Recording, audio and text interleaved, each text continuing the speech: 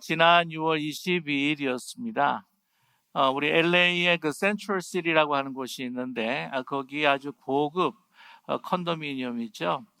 거기 27층에서 한 중년 남성이 투신하여서 자기 스스로의 목숨을 끊고 말았습니다. 이렇게 휴가를 다녀와서 이 처음 드리는 말씀이 좀 이렇게 좀 암울해서 좀 죄송하긴 하지만, 그게 놀라운 것은 무엇이냐면 이렇게 투신해서 스스로 목숨을 끊은 것 자체가 충격일 뿐만 아니라 또 놀라운 것은 무엇이냐면은 그가 할리우드에서 아주 잘 나가는 그런 제작자였다고 하는 것이죠. 그리고 자산가로서 억만장자였습니다. 그의 이름이 스티브 빙이라고 하는데요. 이 스티브 빙은 그 뉴욕의 이 그냥 평범한 가정에서 이제 태어났는데, 아주 부모님, 어머니는 이제 간호사고 이제 아버지는 이제 의사십니다. 그런데 그 할아버지가 굉장한 그 부였습니다. 그 뉴욕에서 그 자산가로서, 부동산 업자로서 아주 성공하신 분인데, 그 손자가 되는 이 스티브 빙에게 모든 재산을 다 물려주게 된 것이죠. 그 할아버지 이름이 이제 리오 빙이라고 하는 분인데, 그 죄송합니다. LA 그 카운티의 그 아트 뮤지엄에 보게 되면 그 시어터 이름이 바로 그 리오 빙이라고 이렇게 그 이름을 따서 지어졌습니다. 이 스티브 빙이라고 하는 사람은 그 많은 곳에서도 그 자선 단체에다가 기부를 하고, 특별히 여러분이 잘 아시는 그 빌 클린턴하고 굉장히 가까운 사이로 그 빌 클린턴 재단에도 아주 그 10밀리언, 그러니까 1,000만 불을 또한 그 지원하는 그러한 후원자였기도 했고요. 그리고 여러 가지 환경 문제에도 관심을 가지면서 아주 대단한 액수, 거의 5천만 불 넘게 그렇게 후원하고 지원하는 그런 사람이었습니다. 그런데 왜 이렇게 자기 스스로 목숨을 끊었는가? 많은 어떤 이 사회 이슈에도 관심을 가지고 활발히 또 활동을 한 사람으로 알려져 있습니다. 아시겠지만은 그 2009년도인가요? 빌 클린턴이 그 북한에 억류되어 있었던 그 미국의 여성 저널리스트가 있었는데, 그 감금이 되었던 그 두 사람을 이제 미국으로 귀환시키는 그런 일을 했습니다. 아시겠지만 그 중국의 그 여성 저널리스트였던 그 로라 링이라고 하는 여성과, 또 우리 한국계죠, 유나 리라고 하는 그 저널리스트를 데리고 왔는데, 거기에 드는 모든 비용들을 또 이 스티브 빙이라고 하는 사람이 다 지원을 했다고 하는 것이죠. 그 정도로 자산가이면서 활동을 했던 사람인데 스스로 이렇게 목숨을 끊게 된 것입니다. 자신이 목숨을 끊기 바로 전에 지인들과 또한 그 가족들에게 그동안 정말 고마웠다라고 하는 그 간단한 한마디를 남기고 스스로 목숨을 끊었다고 합니다. 이 주위에서 하는 이야기를 듣게 되면은 한동안 자기 어떤 그 우울증을 가지고 좀 이렇게 고심을 하고 있었는데, 이번에 그 코로나19로 인해서 자가격리가 되고 또 이 사회가 다 이렇게 클로즈가 되고 하는 그런 상황 가운데에서 굉장히 그 주위 사람들에게 이 고통을 호소했다고 합니다. 참고 견디기가 참 쉽지 않다. 너무 고통스럽다. 그래서 많은 이들이 그가 가지고 있었던 어느 정도의 그 우울증이 코로나19로 인해서 그냥 극심하게 심화가 되었기 때문에 이것으로 인해서 아마 스스로 목숨을 끊었을 것이다 라고 그렇게 추정을 하고 있습니다. 이해가 갑니다. 그런데 이제 우리가 생각할 때에 보통 이런 사람들을 우리 한국에서는 본래 이제 금수저라고 그렇게 이야기를 하죠. 근데 이제 동물로 비교한다면 이런 분들은 이 독수리와 같은 존재다라고 우리가 평가를 할 때가 있습니다. 여러분 기억이 나시는지 모르겠지만은 지금도 그런 분들이 있죠. 기러기 아빠라고 하는 이름이 있습니다. 기러기 아빠라고 하는 것은 이제 날 수는 있는데 이 철 따라밖에 날 수가 없다. 그러니까 어느 정도의 재정적인 능력은 있는데 이 북미의 또 다른 곳에 가족들을 남겨두고 이제 한국에서 이제 일을 할 때에 일을 해야 되기 때문에 자기가 휴가를 받은 그 시간 내에서 이렇게 가족들을 방문하는 이제 기러기 아빠라고 그렇게 이야기를 하죠. 그에 비해서 이제 펭귄 아빠라고 하는 것도 있습니다. 펭귄. 나르지를 못하죠. 가고 싶은데 나르지를 못해서 이제 바둥바둥 거리는 시간도 돈도 한계가 있는 그러한 그 아빠들을 이제 펭귄 아빠라고 그렇게 이야기를 합니다. 반면에 이제 독수리 아빠들이 있어요. 독수리 아빠. 뭐 시간도 있고 재력도 있고 해서 언제든지 날아가고 싶으면 날아가는 그런 아빠들, 그 가족이 보고 싶으면 언제든지 가서 가족들을 볼 수 있는 그런 독수리 아빠가 있는데, 그런 면에 있어서 이 스티브 빙이라고 하는 분도 이 새로 따지게 되면 독수리이지 않았던가, 우리는 그렇게 판단할 수 있었다고 하는 것이 있죠. 그도 그럴 것이 굉장히 이 부유하신 분들은 또 높은 그 펜트하우스에 많이 또 사시고, LA 지역을 보게 되면은 아주 좋은 지역들 있죠. 뭐 보면은 산타모니카 중에서도 좀 위에 아주 높은 곳에 큰 저택을 짓고 이 독수리 둥지와 같은 그 모습을 하면서 이렇게 살아가는 분들을 보게 되면, 야, 저분들은 이렇게 코로나19가 와도 별로 그렇게 힘들지 않고 잘 견딜 수 있는 독수리 같은 사람들이 아닐까라고 우리가 생각을 하게 됩니다. 하지만 결코 그렇지 않다고 하는 것이 있죠.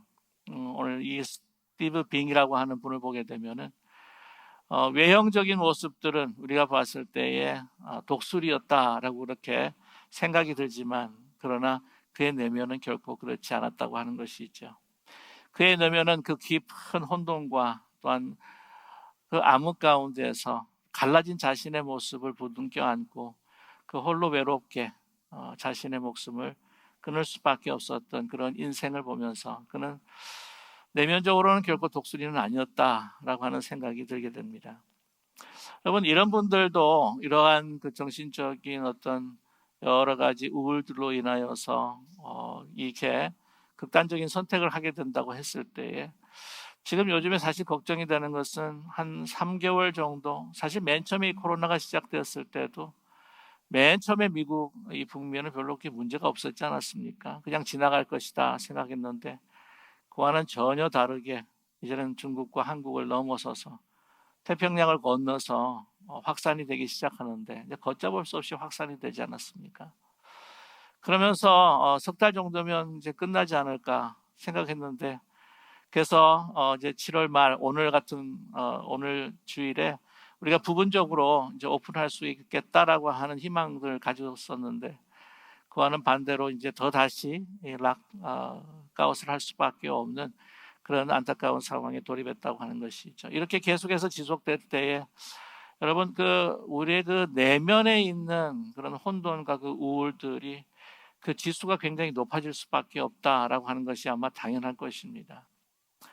신문 기사를 통해서 접했던 건데, 캐나다의 경우에도 미국보다는 덜 심하겠지 생각하지만, 미국 이 정신적인 어떤 그런 압박, 정신적인 어떤 그 무게로 보게 되면 꼭 그렇지도 않다고 하는 거죠. 2017년도에 그 정신적인 어떤 문제 그 조사를 해봤더니 이 전체 인구의 한 16% 정도가 어떤 약한 우울증이라든지 정신적인 문제가 있었는데, 코로나19 이후로 조사를 해봤더니 거진 한 60%가 크게 작게 이 어려움을 당하고 있다라고 하는 그런 보고를 읽게 되었습니다. 그뿐만이 아니라 우리 어린아이들도요, 이제 어떤 이 코로나19로 인해서 사랑하는 가족, 어머니 또 형제들을 잃어버리지 않을까라고 하는 아주 이렇게 공포 속에서 살아가는 아이들이 많아진다고 합니다. 요즘에 이야기할 때에 그 뉴 노멀이라고 이렇게 이야기하는데, 뉴 노멀이라고 하는 단어가 좀 적합하지 않다는 생각이 들어요.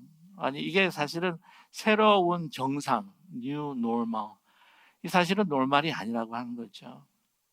이 아이들 같은 경우에는 같이 함께 친구들과 어울리고 해야 되는데 그러지 못하고 격리된 상황 속에서, 어떤 아이는 10살 된 아이는 이 보면 매일마다 이 확진자 수가 얼마나 올라가 있는지, 죽은 사람이 어느 그것을 체크하는 아이들도 있다는 거예요.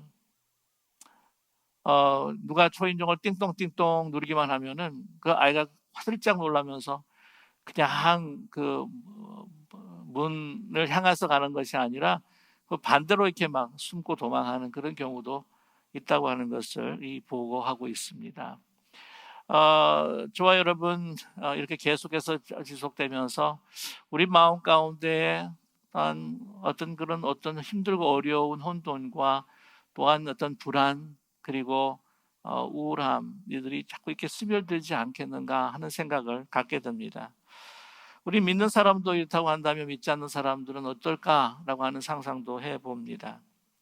이런 분명한 것은 이 내면의 문제다라고 하는 것을 우리가 알 수가 있습니다. 이렇게 어렵고 힘든 정말 초유의 사태, 우리가 경험해 보지 못한 이 세상을 우리가 경험했을 때에 이것을 어떻게 우리가 극복해 나갈 수가 있는가라고 하는 것은 우리가 보았듯이 어떤 외형적인 문제가 아니라, 이것이 물론 경제적인 것도 있고 사회적인 문제도 다 있겠지만 가장 깊은 곳 우리 내면에 어떤 마음과 상태를 가지고 있느냐라고 하는 것이 얼마나 중요한가 하는 것을 우리가 깨닫게 된다고 하는 것이죠. 오늘 그러기에 이 말씀이 우리로 하여금 새로운 힘과 또한 능력을 줄 수 있는 그 다윗의 그 아름다운 시편의 말씀이라고 저는 그렇게 믿습니다. 오늘 이 다윗은 자기의 내면을 향해서 지금 이야기하면서 하나님 앞에 고백하는 정말 아름다운 시편을 우리에게 소개하고 있습니다. 그것을 그가 지어서 또한 자신의 영혼을 향하여, 또 하나님을 향하여, 또한 우리가 힘들고 고통당하는 우리를 위하여 지금 노래하고 있다고 하는 사실이죠. 오늘 그는 먼저 1절에서 이렇게 이야기합니다. 여호와를 송축하라라고 이렇게 그는 기도하고 있습니다. 여호와를 송축하라라고 하는 말, 이 말은 좀 더 이 찬양하라고 하는 말보다도 더 깊이 있는 말입니다. 이 송축하라, 영어 성경을 보게 되면 그 단순히 praise the Lord라고 이렇게 번역을 하는 것도 있고 bless the Lord라고 하는 그 하나님을 축복하라. 우리가 어떻게 하나님을 축복하겠느냐라고 이렇게 말씀할 수 있겠죠. 그래서 하나님을 축복한다고 하는 것은 하나님께서 행하신 것에 대해서 정말 그 아름다운 일들을 좋게 이야기하라라고 하는 그런 의미가 있는데, 그보다도 사실 그 히브리 언어를 보게 되면은 이 바라크라고 하는 말입니다. 보통 우리가 히브리 말로 하나님을 찬양하라 했을 때 할렐루야, 할랄이라고 하는 것으로 우리가 이해를 하고 있는데, 우리의 입술로 우리가 크게 하나님 앞에 찬양하는 그 할랄이라기보다는 이 송축이라고 하는 것은 먼저 무릎을 꿇는 것입니다. 무릎을 꿇어서 내가 하나님을 향해 나의 모든 생각과 나의 뜻을 다 접어버리고 하나님께서 행하신 일들을 기억하며 그것에 감사하는 것이 바로 이 히브리 말 바락이라고 하는 말이죠. 그래서 이 바락이라고 하는 말, 이것은 이 내면을 향한, 나의 내면을 향해서 이제 나의 모든 생각들을 비우고 하나님께서 나에게 행하신 그 일들.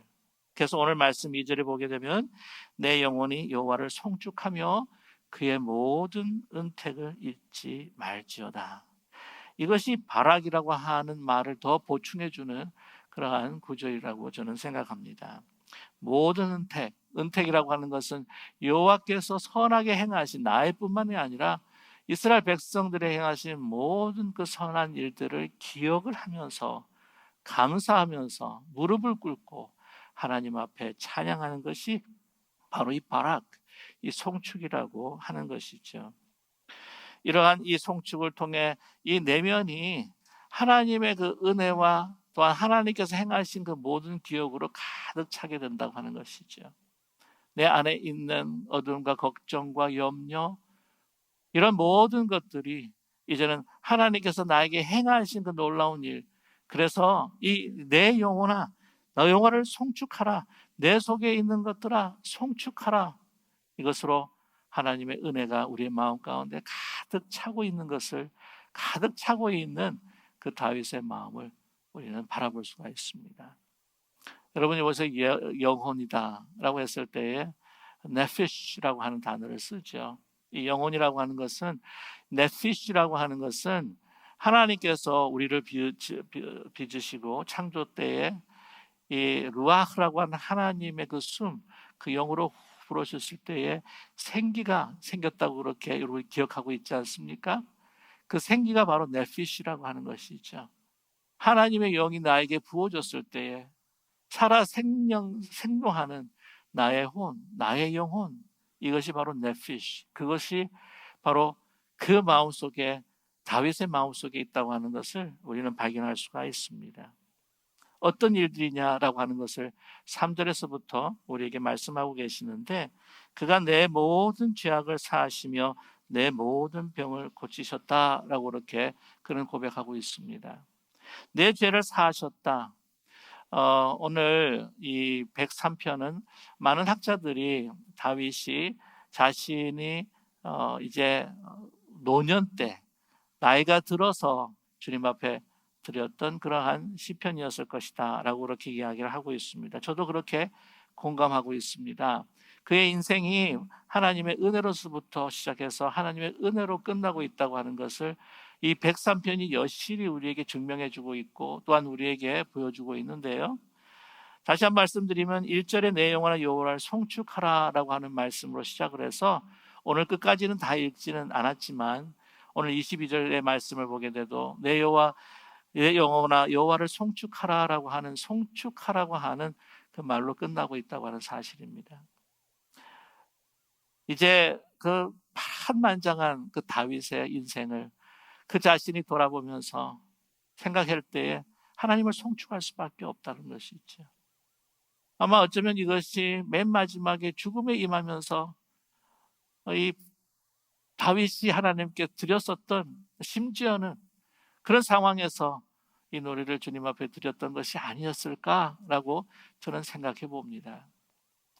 송축하라고 그렇게 이야기하면서 그 송축하는 이유가 내 모든 죄악을 사하시며 내 모든 병을 고치셨다. 그리고 오늘 4절 보면 내 생명을 파멸해서 속량하시고 인자와 긍휼로 관을 나에게 씌우셨다라고 이렇게 그런 고백하고 있습니다. 여러분, 다윗만큼 정말 그 인생에 우여곡절이 많은 사람이 있었을까요? 다윗만큼 그 인생에 굴곡이 많은 사람도 있었을까요? 그 정말 높이 올려 있다가 정말 밑으로 떨어지는 낭떠러지와 같은 그러한 경험을 몇 번씩이나 했던 것이 바로 다윗이 아니었겠습니까? 그런 굴곡진, 그 굴곡이 심한 그런 모든 환난도 있었고 또한 기쁨도 있었고 이 모든 것들, 그러나 그 무엇을 바라보면 정말 자기가 파멸의 순간에 들어갈 수밖에 없는데도 불구하고 하나님께서는 인자와 긍휼로 그를 구원하셨다고 하는 그 감격의 그 고백이 오늘 이 시편에 담겨 있다고 하는 것이죠. 오늘 이 말씀을 보게 되면 죄악을 사하셨다. 그렇습니다.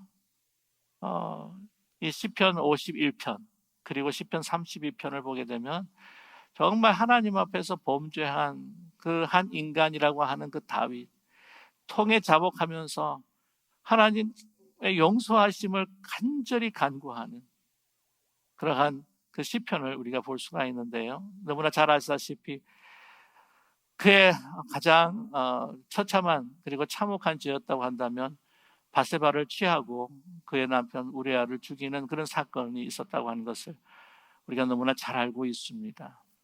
야, 다윗도 그런 사람이었을까라고 할 정도로 정말 충격적인, 그에게뿐만이 아니라 우리에게도 충격적인 생각을 해보면 사건으로 다가오는 것이 아니었겠습니까? 그렇게 아둘람 그 동굴에서도, 그렇게 사울에게 쫓기는 가운데서 사울을 죽일 수 있는 상황 속에서도, 엔데기 광야 그 동굴에서도, 그러나 그것을 손을 대지 않고 온전히 주님만을 붙들었던 그 다윗이 어떻게 그렇게 참혹한 죄를 저지를 수 있을까? 그러나 그동안 인간이었기에 죄 지을 수밖에 없는 그 안에 하나님을 떠난 그 인간은 그 DNA가 결코 청정하지 않다고 하는 것을 여실히 보여줬던 사건이 바로 그의 죄악된 사건이 아니었겠습니까? 그러나 그가 다시 설 수 있었던 것은 하나님의 통에 자복하고 하나님의 용서하심을 받아 하나님 앞에 받아들여지고 하나님께서 그를 죽이지 않으셨다고 하는 그 인자와 그 긍휼로 인해 그는 다시 살 수가 있었다고 하는 것이죠. 여러분, 아무리 독수리 같은 존재라고 할지라도 죄악을 해결하지 못한다면 우리 가운데 있는 그 어둠 속에서 나 자신이 갈려져 있는 이중적인 나의 모습을 보면서 우리는 이 죄의 문제를 해결하지 못하면 살 수 있는 사람, 하나님 앞에 설 수도 없고 내가 진정한 삶을 살아갈 수 없는 것이 우리 인간의 존재라고 하는 거죠. 우리는 안타까운 소식을 우리는 한국에서부터 전해 들었습니다. 독수리가 아니라 거의 용의 수준이라고 이야기할 정도로 일컬음을 받았던 그 삼선의 서울시장, 그가 자신의 목숨을 스스로 끊었을 때, 또한 여러 가지 이야기들이 나왔을 때 그가 행했던 그 행태와 추행들이 드러났을 때 어떤 사람들은 그렇게 이야기를 하지 않았습니까? 그럴 뿐이 아닙니다 라고 말이죠. 인간에게는 그럴 뿐이라고 하는 그럴 뿐이 아닙니다. 그럴 일을 할 뿐이 아닙니다. 그게 적용이 되지가 않는 거예요. 뭐냐면 하나님을 떠난 인간이라고 하는 것은 이 DNA가 청정하지도 않고 이 아이히만을 바라보면서 600만을 학살한 아이히만을 보면서 이 악의 평범성, 정말 한 아저씨 같고 개인적으로 만나면 친절했던 그가 그런 사단과 같은 죄악을 저질렀다고 하는 그 악의 평범성에서 우리 인간은 헤어날 수 없다고 하는 것을 우리는 깊이 깨달아야 할 필요가 있습니다. 그 문제를 하나님 앞에 해결받지 않으면 우리는 외형적으로 독수리처럼 보여도, 용처럼 보여도, 아름다운 금수처럼 보여도 우리는 죽음의 길을 걸 수밖에 없는, 소망 없는 이 존재라고 하는 것을 잊지 말아야 한다고 하는 것이죠. 그러나 그것을 해결받았던 사람이 누구냐? 다윗이었습니다.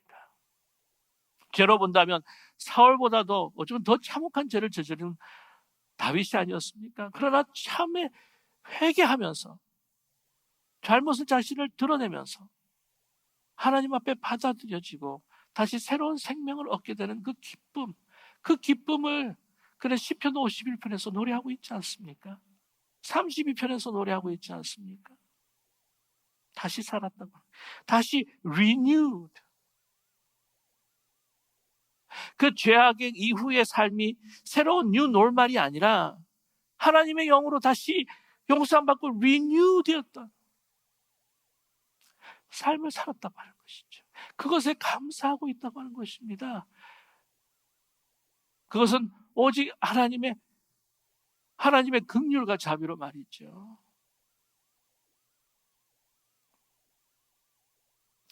오늘 내 모든 병을 고치시며, 다윗의 생을 우리가 성경을 통해서 깊이 살펴보게 되면 언제 병을 앓았을까 하는 생각을 갖게 됩니다. 그런 흔적이 별로 나타나지를 않아요. 그러나 추측해 보는데 그때 혹시 잠시 병에 걸렸지 않았을까? 여러분 사무엘하 24장을 보게 되면은 그가 요압 장군을 시켜가지고 그 이스라엘 모든 땅에 인구 조사를 시킵니다. 얼마나 내가 모을 수 있는 병사가 몇 명인가, 그 군사력을 내가 알아보고 또한 자랑하기 위해서 조사를 시키죠. 요압 장군이 그렇게 이야기합니다. 반대하죠. 하나님께서 원하시면 100배라도 더 더하실 터인데 왜 하나님께서 기뻐하지 않으시는 일을 하십니까? 그런데도 불구하고 그런 빨리 행하라고 이렇게 지시를 합니다. 나중에 돌아봅니다. 자기가 잘못한 것을 그런 깨닫게 되었죠. 갓선지자를 통해서 이제 하나님 앞에 회개를 할 때에 그에게 세 가지의 옵션이 주어지지 않습니까? 첫 번째, 기근을 너가 당하겠느냐, 아니면은 너가 다른 원수들에 의해서 쫓김을 당하겠느냐, 아니면 네가 전염병, 역병을 당하는 것을 선택하겠느냐. 하나님께서는 인자하시고 공의로우신 하나님이시기에, 긍휼하신 하나님이시기에 내가 다른 사람들의 손에 의해서 내가 도망다니고 그러한 처참한 모멸을 당하기보다는 내가 하나님께서 주시는 역병을 맞겠습니다. 그래서 역병을 내리는데 7만이 죽어요. 그것을 곧 그거 봅니다. 자기가 아픈 것처럼 느껴요. 내 아버지 집, 나의 집을 치소서 하나님께서 거두십니다. 그 천사들 이제 더 죽을까 봐 사실 하나님께서 긍휼을 베풀어 주시면서 그것을 다 거두세요. 그때 그 병을 혹시 앓지 않았을까? 그러나 그는 하나님 앞에 제단을 쌓았고, 이 사무엘하 24장 그 맨 마지막 장에 이 다윗은 하나의 그 이스라엘 그 엄청난 그 왕국을 세운 한 왕의 근엄한 모습이 아니라 하나님 앞에 무릎을 꿇는, 하나님의 그 은혜를 간구하면서 무릎을 꿇었던 그 다윗의 모습이 그려지고 있다고 하는 것이죠. 그 기억을 하면서 하나님 앞에서 자기의 침상 밑에서 무릎을 꿇고 그 시절을 기억했을 것입니다. 나를 구하셨도다. 생명의 파멸에서 속량하셨다라고 그런 고백하고 있습니다. 압살롬으로 인해서 그 반역으로 인해서 죽을 수밖에 없었던, 쫓겨나고 이제는 도망자 신세로 자기가 사랑하는 아들의 칼에 죽을 수밖에 없었던 그런 신세에서도 하나님께서는 그를 구원해 주셔서 그 파멸에서 속량해 주신, 그뿐만 아니라 많은 수많은 사건들이 있었던 것을 그가 기억할 때에 그가 뭐라고 이야기합니까? 인자와 긍휼로 나에게 관을 씌우셨습니다. 좋은 것으로 내 소원을 만족하사 내 청춘을 독수리같이 새롭게 하신도다. 좌절하고 쓰러지고 넘어지고 더 이상 희망과 소망이 없어졌을 때도 하나님께서는 나의 필요와 나의 모든 것들을 하시고 채워주면서 나를 새롭게 리뉴어, 새롭게 하시며 나의 나이가 들어서도 하나님을 향한 사랑과 열정을 다시 새롭게 하시면서 독수리처럼 하나님의 그 사명들을 감당할 수 있는 자로 삼으셨다고는 고백하고 있지 않습니까? 저와 여러분, 문제는 우리 내면이 무엇으로 차 있냐는 것이죠. 현재 여러 가지 힘들고 어려운 상황이라고 할지라도 우리의 그 외부와 조건과 현실과 환경을 보는 것이 아니라 나를 지금까지 인도해 주셨고 나의 죄를 예수 그리스도의 보혈의 피로 사하여 주셔서 정말 노예가 되고 우리는 속박받을 수밖에 없었던 우리의 날개를, 그 사슬을 예수 그리스도의 보혈로 다 끊어주셔서 내가 하나님을 향해 나를 수 있는 독수리처럼 만들어주신 주님 앞에 감사할 수 있는 저와 여러분 되기를 간절히 소망합니다. 뒤를 돌아보면 많은 수많은 세월 동안 특별히 우리의 어르신들, 미국에서 정말 가진 것 없이 이렇게 정착했을 때에도 지금까지 하나님께서 인도해 주신 그 우여곡절 속에서도 그 하나님의 손길이 인도해 주셨던 그 손자국들을, 그 터치들을 우리가 기억하면서 오늘 이 시간 하나님 앞에 송축하는 저와 여러분 되기를 간절히 원합니다. 그것으로 인하여 우리는 새롭게 될 것입니다. 새로운 뉴 노멀에 우리가 적응해서 살아가는 것이 아니라 그것을 뚫고 넘어가면서 새로운 힘으로 이 상공을 나는 리뉴얼된, 새롭게 된 새 힘을 얻은 독수리로 날아갈 수 있는 저와 여러분, 우리의 심령이 하늘에 닿는 저와 여러분과 우리 기쁜 우리 교회가 되기를 간절히 소망합니다. 여러분, 제가 좋아하는 찬송가 가운데에서 다 감사드리세라고 하는 그 찬양이 있습니다. 이 다 감사드리세라고 하는 그 찬양, 이 찬양이 얼마나 그 사연을 보게 되면은 너무나 귀한 은총이 담겨 있는 찬양인지 모릅니다. 영어 타이틀은 Now Thank We All Our God라고 이렇게 되어 있는데 이 300년 동안 지어진 이후로 300년 동안 유럽과 미국에 정말 애송되었던 그런 찬송이죠. 어, 작곡가는 요한 크루거이고 작사는 마틴 링카르트라고 하는 목사님이십니다. 이 작사하셨던 마틴 링카르트라고 하는 이 목사님은 1586년에 이 독일 남쪽 지역의 한 가난한 대장장이 가정에서 태어났습니다. 그래서 하지만 유명한 그 요한 세바스찬 바하와 같은 교회를 다니기도 했습니다. 이 마틴 링카르트 목사님이 라이프니츠 대학에서 이제 수학하고 독일 루터란 교회에서 이제 안수를 받게 되죠. 31세에 아일랜드버그라고 하는 그 독일의 한 도시에서 이제 첫 번째 목회를 하게 되었습니다. 31살 되었던 때지요. 얼마 되지 않아 목회를 시작하는데 얼마 되지 않아 유럽에 30년 전쟁이 일어납니다. 도시에 많은 부상자들이 이제 넘치기 시작하죠. 그 아이엔버그라고 하는 그 도시가 이 성곽이 이렇게 쭉 이렇게 되어 있기 때문에 거기 참 피신하기가 좋습니다. 그래서 이 전쟁에서 이제 도망한 사람들 그리고 피난민들이 막 이제 몰려 들어온 거죠. 부상당하고 상처당하고 어떤 이들은 와가지고 죽고 하다 보니까 이제 거기에 막 전염병이 막 돌기 시작을 합니다. 1637년은 역병이 더욱더 심했습니다. 근데 그 해 동안 이 1637년에 여러 목회자가 있었는데 1637년이 딱 지나고 나니까 딱 한 사람밖에 목사님이 남아있지 않았던 거예요. 이 링카르트 목사님인데 하루에도 40명에서 50명의 장례를 치루었다고 합니다. 그런데 가장 힘들었던 장례가 뭐냐면 사랑하던 아내를 보내야 하는 장례식이었다고 하는 것이죠. 여러분 그분의 그 분노, 외로움, 혼돈, 고통 이런 것들을 이제 우리가 상상을 해보면은 정말 우리가 어떻게 상상할 수가 있겠습니까? 그러나 그는 그 가운데서도 이 곡을 작사하기 시작합니다. 작사하기 시작하면서 그 작사하는 가운데 이 시편 103편을 우리가 기억하면서 정말 자신의 모든 생명의 시작부터 끝까지 하나님의 은혜와 은덕 가운데 내가 죽어도 그리스도의 그 은혜로 보혈로 인하여서 죄사함 받고 나는 영원한 생명에 살아갈 수 있는 그 소망을 가진 자라고 하는 그 마음을 잊지 않았던 것이죠.